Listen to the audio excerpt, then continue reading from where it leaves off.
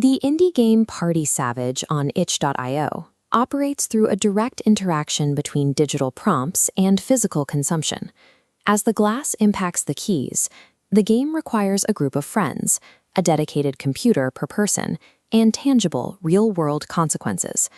The premise relies on a specific physical requirement. As players draw cards, they are prompted to consume standard double shots, meaning 50 to 60 milliliters, of hard liquor like vodka or whiskey. I'll be acting as the moderator here. We need to evaluate whether digital software that directly dictates human consumption is acting as a helpful social friend or a physiological foe.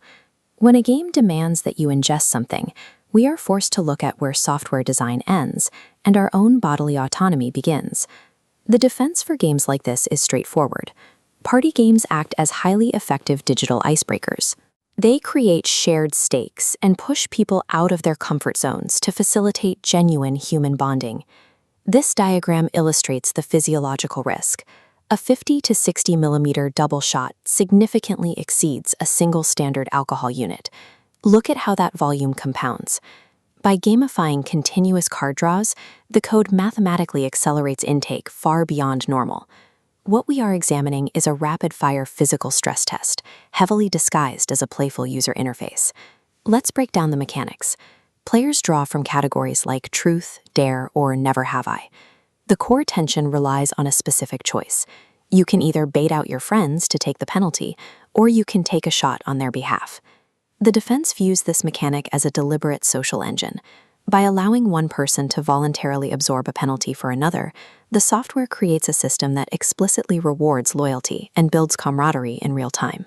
But this introduces a phenomenon known as digitally optimized peer pressure. This occurs when software weaponizes that exact social loyalty to systematically bypass a user's normal physical boundaries.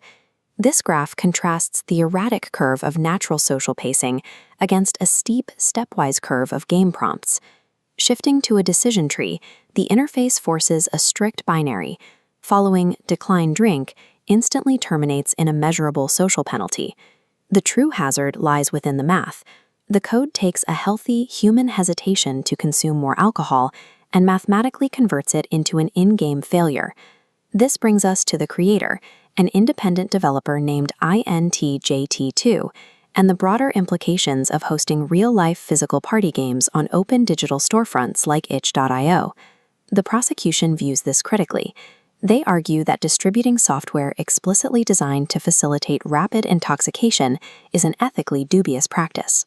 However, the developer implemented specific coded safeguards. They installed a rigid 18-plus age verification step and explicitly included a rule accommodating 0% ABV drinks. The game also presents clear safety disclaimers directly to the user. It instructs players to drink responsibly, to stay hydrated, and stay safe. Ultimately, the ethical liability rests entirely on adult autonomy. The software can present the prompt on a screen, but it is entirely up to the player to pour the glass. Localized analog drinking games have moved from dorm room tables into a highly structured, downloadable multiplayer format. The core mechanics remain familiar, but they are now governed by a central digital rulebook. The platform possesses a dual nature, offering a highly engaging way to break through social isolation, but it also forces us to reckon with the ethics of user design. Here is the final verdict.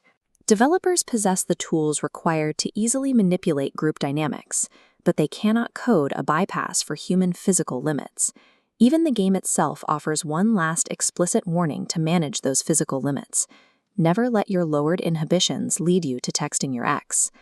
As video games continue to erase the boundary between digital actions and physical reactions, players must remain hyper-aware of when a digital friend crosses the line into a physiological foe.